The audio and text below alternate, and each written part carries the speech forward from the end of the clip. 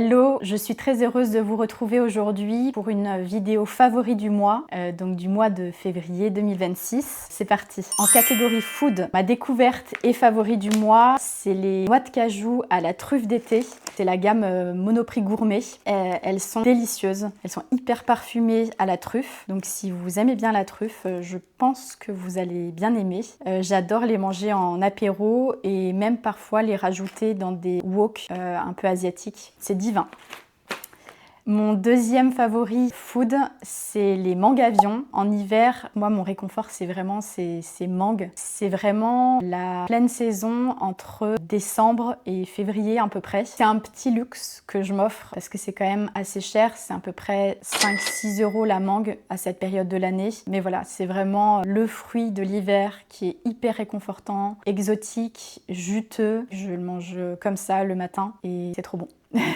Et ça fait du bien en hiver quand on a un peu le blues de l'hiver et qu'il n'y a pas de soleil. Ça apporte un bel exotisme. Mon troisième favori, c'est mon fondant praliné que je vous ai partagé sur ma chaîne. Je vous mettrai le lien si vous voulez voir la recette. C'est un fondant qui est hyper facile à réaliser, qui se fait en 5 minutes, même pas. Il ne faut pas beaucoup d'ingrédients en plus et vraiment, ça fait du bien.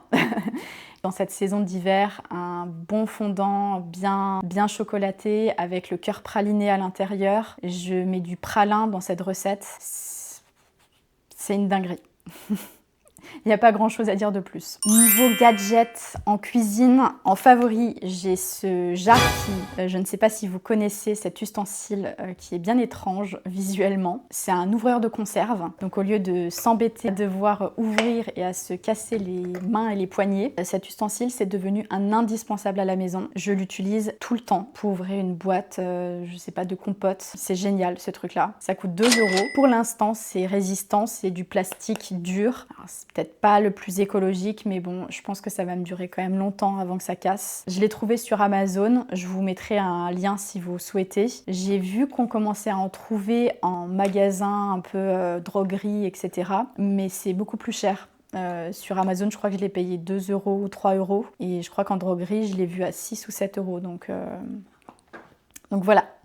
Mon petit gadget cuisine. Toujours en cuisine, j'ai vraiment redécouvert les bols Pyrex pour cuisiner. Je connaissais, enfin je crois qu'on connaît un peu tous cette marque de nom. Je les trouve hyper qualitatifs. Moi j'avoue que j'avais que des saladiers Ikea jusqu'à présent qui commençaient un petit peu à rayer au fond en fait. Et là avec ça c'est top quoi. Je regrette pas du tout cet achat. Enfin pour terminer cette catégorie food du mois de février, j'ai adoré les galettes de copains d'antan. Donc c'est des galettes des rois qui étaient sans gluten et je les ai vraiment trouvées hyper bonnes. J'ai un souvenir vraiment mémorable de ces galettes, du petite pépite que je souligne au mois de février, mais c'était plus pour le mois de janvier. Catégorie maison, j'ai envie de vous parler de mon cadeau de Noël que j'ai reçu cette année. C'est une lampe de sel que j'allume quasiment tous les soirs depuis. Je l'ai achetée pour avoir un côté un peu cocooning, réconfortant le soir, une bougie douce en fait, une lumière douce. Je trouve qu'elle apporte beaucoup d'apaisement. C'est des lampes de sel en fait, de l'Himalaya. Et à l'intérieur en fait, il y a des petits galets de sel de lithothérapie en fait. Je l'aime beaucoup, elle est très apaisante. Enfin, en catégorie plus loisirs, lecture et film,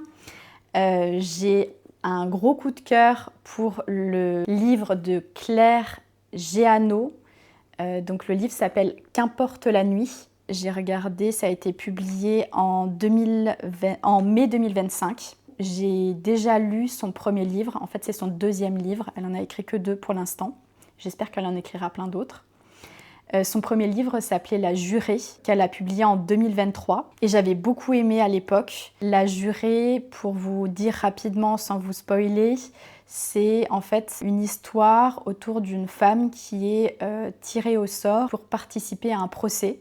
Donc c'est quelque chose qui peut tous nous arriver. En tant que citoyen français, en fait, on peut être tous sujettes à être élus et à devoir participer à un procès. À l'époque, j'ai beaucoup aimé la finesse de description des personnages. Et puis elle a une plume que moi personnellement j'aime beaucoup, ça se lit très très vite comme livre. Et là, du coup, quand j'ai vu qu'elle avait j'ai vu à la bibliothèque qu'elle avait fait un nouveau livre et il est vraiment génial. Je ne l'ai pas encore terminé au moment où je tourne.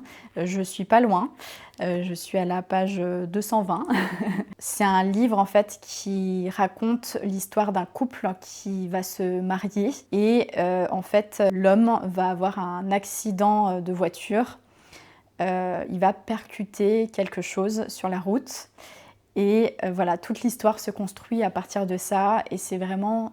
Enfin, moi j'aime beaucoup ce genre de livre, ça se lit très facilement, il y a plein de suspense, on ne sait pas trop où l'auteur va aller et je trouve que c'est vraiment pour moi les meilleurs livres quand on ne sait pas vers quoi se dirige le livre. On découvre plein d'informations au fur et à mesure et c'est vraiment, vraiment top.